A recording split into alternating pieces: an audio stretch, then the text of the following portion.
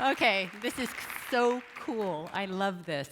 I didn't have to wake up in a hotel room this morning to go speak at 2 services and then do a workshop. I got to wake up in my own bed, and I'm so grateful. I'm so grateful because I am the product of all of you. Everything I'm doing right now in terms of sharing spiritual principles as success tools is because of you. You were my guinea pigs in my workshops, who also gave me some great feedback. You were my spiritual support. You let me have an opportunity to shine and try stuff on in a number of different ways, and I'm really grateful for that. So thank you. Thank you all in the spirit of gratitude. I am so, so grateful.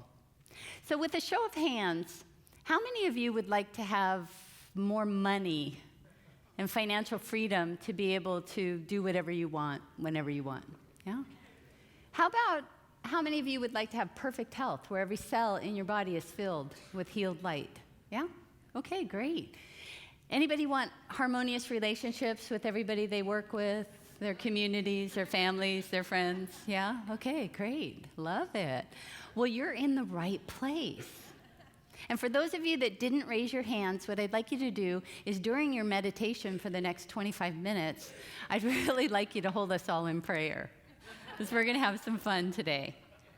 Now, it's true that I have used spiritual principles for the last 34 years to grow a number of businesses and to have success in life. And it was interesting because I started attending CSL because I just sort of follow what Sharon does. And Reverend Sharon came here, so I followed her, even though I had been practicing what you all practice as well. And what's taught here at the center, I made it my spiritual home, really, in following Sharon like a younger sister should. And here, what I notice is that you all practice and believe exactly what I believe.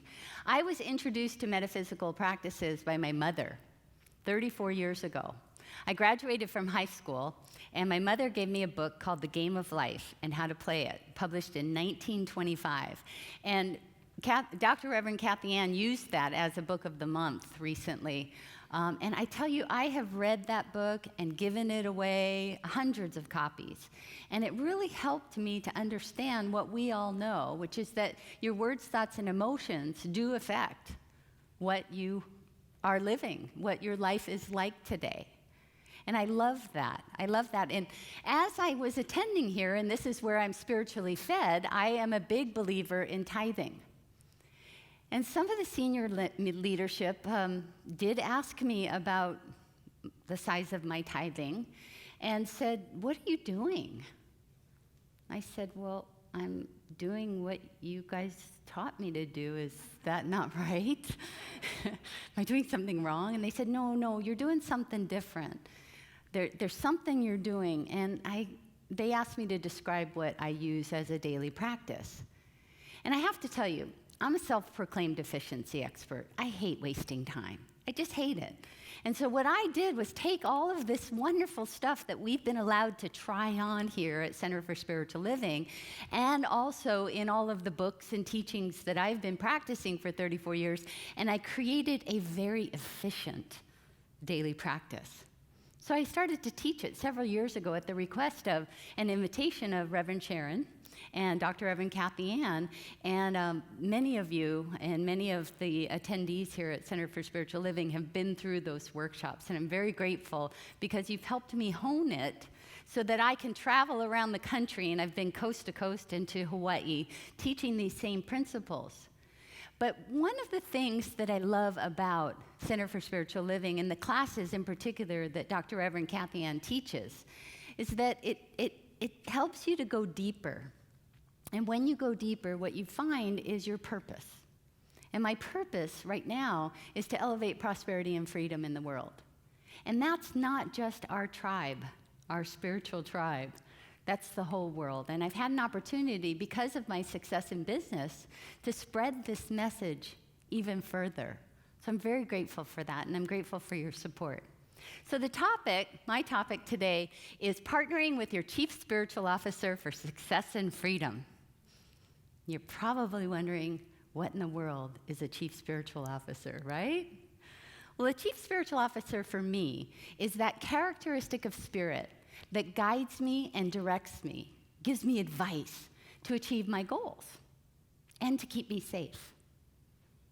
See, I'm a CEO of companies, and I surround myself in my businesses, in what I call my C-suite, with people whose advice I value. So I have my chief financial officer that advises us on the financial health of our company and the direction we should take. And I have my chief information officer that advises us on technology that we need to operate our company and also for our products to put them out into the world. And I have my chief operations officer who guides and directs the operations of our company. And I decided that since I valued Spirit's advice greater than anybody else's, I would bring Spirit into my C-suite and give it the title Chief Spiritual Officer. The difference is I ended up putting it at the top of my org chart so that I, as CEO, reported to it, and the rest of our company came down below. Can you imagine what my employees said? Who's the CSO? Is it a man or is it a woman? Do we ever get to meet this person? And my response was simply, the CSO for you is a guiding principle because we are a miracle-making company. And what that means is that things are going to happen that don't make any sense, that help us to achieve our goals and to protect us from making mistakes. You're going to find things that show up that just make no sense at all, but turn out for our good. We're going to have a really, really fun time. And what I'd like you to do is go ahead and let me know. Email me, text me, call me, and let me know when stuff happens that is beyond your imagination, but has worked out for our good. Fair enough? Oh my gosh, I was just flooded with text messages, phone calls, emails about stuff happening that ended up helping our employees achieve their goals in ways that were beyond their imagination.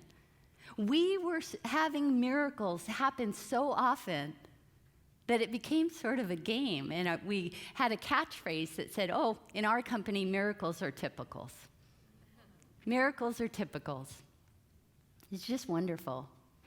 But in addition to the CSO operating and helping us in our business, it also saved my life.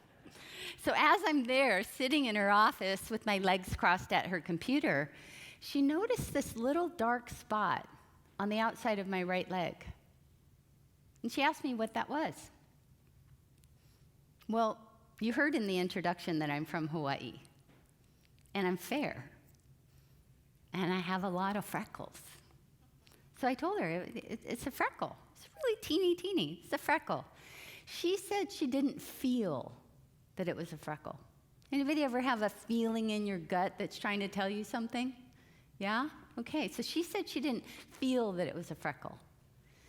And just as I was about to dismiss her fear, my stomach started hurting. So I knew that I needed to do as she said. So I contacted her dermatologist and went in for an appointment. Now, I have to tell you that my father was a surgeon. And he taught his 10 children that surgeons and doctors are right up about here on the level of God. Yeah? Those of you that know doctors, and those doctors out there, of course, are nodding, saying, yes, of course. Well, my father told me that doctors know more than I do, and I should just take their advice. So I went to see this doctor, and he said, oh, honey, it's nothing. It's nothing. It's too small. It can't possibly be anything to worry about. You're fine. Just go ahead and go home. And my gut hurt again. So I said, doctor, I don't mean to be disrespectful. I'm so sorry, but you need to cut that off. And he did, and barely got one stitch in. I mean, it was that small. I came back a week later to a diagnosis of malignant melanoma, Clark's level 3. The CSO saved my life. How many of you out there know people who have been healed because we knowingly and prayerfully have known that the power of Spirit can intercede and help them to be healthy and healed, right? How many of you have had that experience? You know someone. I mean, even our own Dr. Reverend Kathy Ann has countless stories of that. So we have that particular belief down. It's like Microsoft Office. I can do Word and Excel like that. I know everything about those two programs. I have faith in them. I know how to manipulate them. I know how to use them. Well, same thing. I can know for you absolute perfect health. You were designed and created by infinite intelligence. Therefore, every cell in your body is perfectly healed and filled with light. You're healed. I know that program well. But what about for business and money? Maybe some of us don't know that program as well, or we don't have enough confidence in it. So we need to build some confidence in order to have that same kind of power flow through us in order to affect our finances and our health. Right? Yeah, so what we're going to do today, I'm going to make it really, really simple for you. I want to, first of all, make sure everybody's got one of these. Just in advance, before we go over that. Everybody got one? If you don't, raise your hand, and one will be brought to you. Terrific. So in addition to the CSO and Spirit interceding to help us with our health, it has also been an incredible success tool for very famous business people. Bill Gates said that often you have to rely on intuition. And Steve Jobs agreed when he said you actually have to have courage to follow your heart and intuition. And Oprah Winfrey said that she has listened to that still small voice of intuition her entire life. And the only times that she's made mistakes, when she didn't listen. So if Bill Gates, Oprah Winfrey, Steve Jobs, Thomas Edison, Albert Einstein, Dr. Wayne Dyer, and hundreds of other people have used intuition as a success tool, why aren't we all using it? Well, I think it's because we haven't been taught to. And thank God there are centers like this that are really teaching us how to use Spirit's power to achieve our goals. But most of us have not been taught to really listen to that still small voice of intuition. We also live in a world of data, right? We want to see it, we want to measure it, we want to analyze it, we want to evaluate it, we want to talk to our friends about it, get their opinions, talk to other advisors about it, get their opinions before we make a decision. We want to Google it and find out what other people say, because we're trying really hard to make sense of it. I mean, a flash of the picture that I got of my sister's face in my mind's eye, we might try and understand that if we're not used to knowing that means contact your sister. And, unfortunately, we might disregard it if it doesn't make sense. Albert Einstein put it perfectly. He said that the intuitive mind is a sacred gift, and the rational mind is a faithful servant. But somehow we've created this society that honors the servant or the rational mind and has forgotten the gift. I'm here today to help you to remember what you already know. That intuition and spiritual guidance and advice is a gift, and we can rely on it to achieve wonderful, wonderful things. Anything our heart desires. And here's the best part, it's really, really, really simple. So on your sheet, I've given you a few pointers. We're going to go over in a workshop this afternoon at 1:30 the 7 different steps in the daily practice. But as an efficiency expert, I want you to know that it only takes 25 minutes every single morning. And the outline of this relationship goes something like this. The first thing is that you want to recognize that intuition, the source of intuition, wants you to achieve your goals and to keep you safe. It really wants you to achieve what you want and to keep you safe. But it stands to reason that you should probably have some goals. What do you think about that? And you need to word them in the right way so that intuition and your subconscious can show up more often in obvious ways to help you to achieve your goals. Let me give you an example. We're coming up to the new year, and we often have resolutions, right? How many of you have ever said or maybe heard someone else say, I'd like to lose 10 pounds? Yeah, I'd like to lose some weight. Or maybe I'd like to get out of debt, right? Well, let's think about that for a second. My goal is I want to lose weight. I want to get out of debt. So your goal is to be wanting to. Well, in order to make that goal true, you always have to be overweight. A better way to word that would be to say, I am so grateful that I am physically fit, trim, toned, energetic, healthy, in a pain-free body that's easily able to go on hikes and walks with my friends and family, and we have a great time. Do you see the difference? So wording your goals properly. Now, in that example, I would totally advise you to add, and I'm eternally youthful and increasingly more beautiful, just because it's fun. So wording your goals properly so that intuition and your subconscious can show up to help you is important. The second thing is to commit to this partnership with Spirit. Now, let me clarify something. I am not saying that there is any separation. There is no separation at all. We are all one. We teach that here. We believe it. We know it. But what I can tell you is that we use different names for different characteristics of Spirit, right? We call it love, divine intelligence, all-knowing power of the universe, truth, joy. So what I'd like you to do is think of a name that describes the ultimate advisor and give that name to that characteristic of Spirit. I call mine the CSO, and that works for me. That represents the ultimate advisor to me. Others in my workshops have called that characteristic God, Spirit, Holy Spirit, divine intelligence, Fred. I'm not sure why, but apparently Fred represents a very, very trusted and most valuable advisor. So pick a name, and I've given you a space on your sheet to write that down, but pick a name that represents the ultimate advisor who you can trust.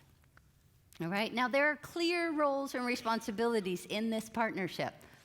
Clear roles and responsibilities in this partnership. How many of you have actually worked for a living? Right, so you were hired or you chose to start a company because you have unique and wonderful talents and skills that you can perform for the benefit of your company and the benefit of yourself, right? As Reverend Sharon says, this means yes, may. Okay. So what you're going to do is use your talents and skills in remarkable ways to do your job. Would you ever barge into somebody else's area within your company and start doing their job for them? Come on, be honest. No, of course you wouldn't. But why do we keep trying to do God's job? Why do we keep trying to do God's job? Your job is to figure out what it is that you want. And with gratitude, describe it as though you've already achieved it. Spirit's job, the CSO's job, is to create the path and give you one step to take at a time to get there. You either take the step, like I did when I saw the flash of Sharon's picture in my mind's eye. You either take the step or you ask for another lead. And it's as simple as that. Spirit, I need another lead. I don't know if this is from you. That's all it takes. But what you're not allowed to do anymore is nothing. If something doesn't make sense, don't do nothing. Just ask for another lead, all right? This is the hard part. For those of you that are overachievers, like I sometimes am accused of being, I want you to know that we were taught in business school, and as we were developing in our careers, we were taught to create a goal and then figure out every possible step to get to your goal. How many of you have done that? Right. That's sort of the norm, right? That's what we're taught. You don't get to do that anymore. You figure out what it is that you want with gratitude as though you've already achieved it.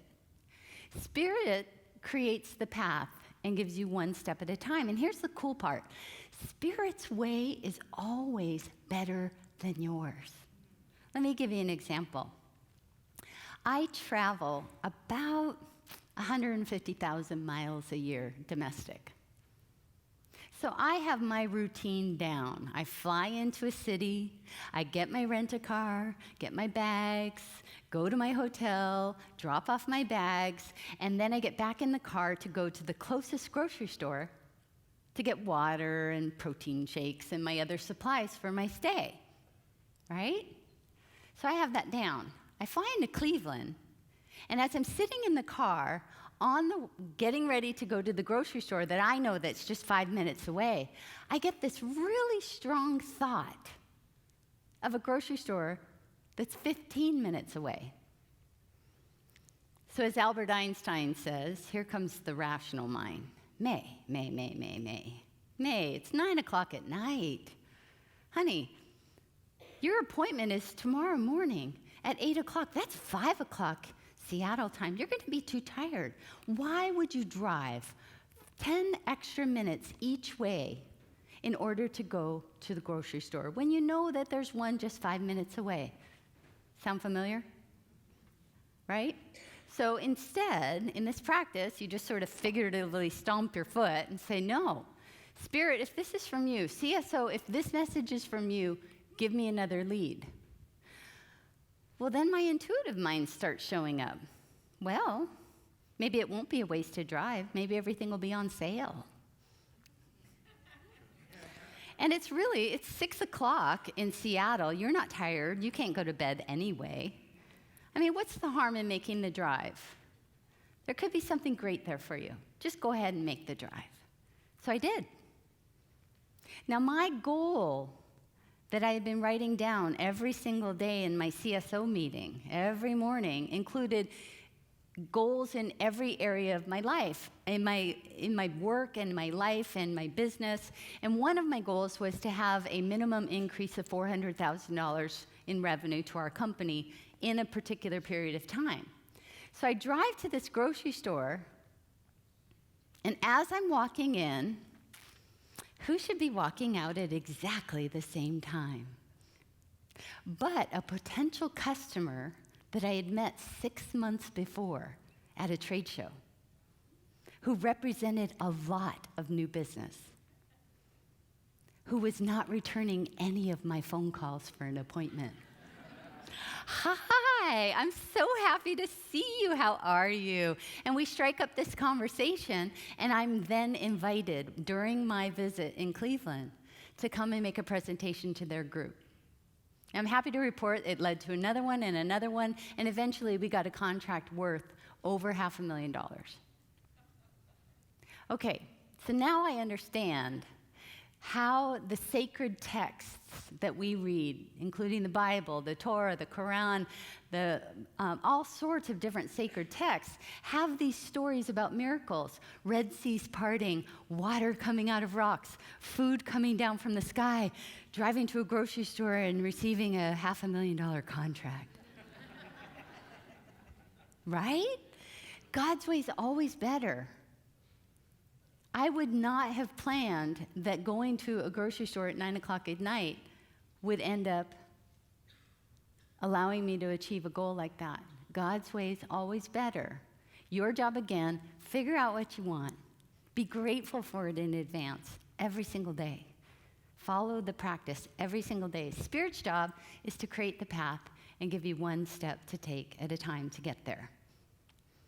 The third thing to recognize, well, right before the third thing, one thing that you can do also to accelerate your good coming into your life a little faster, what I call jump-starting your good, is to think about what you feel you're lacking and you want more of, and start giving that right away.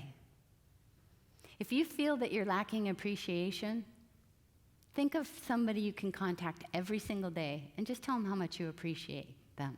I have countless stories from people that I know who have done that and received what I would consider miracles in terms of appreciation back from people that are their superiors at their offices.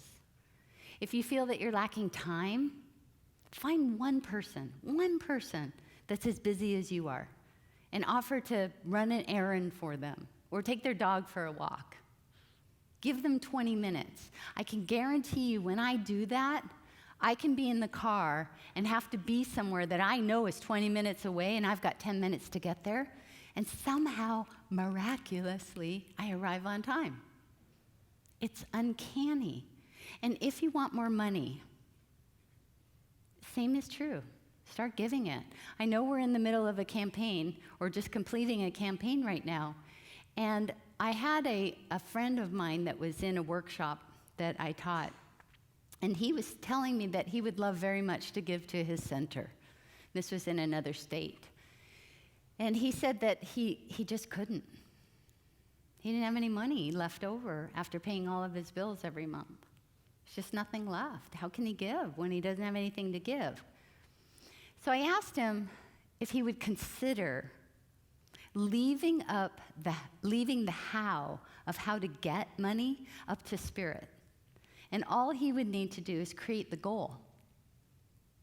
I am so grateful that I am now fully supporting my center with a minimum of X number of dollars per week.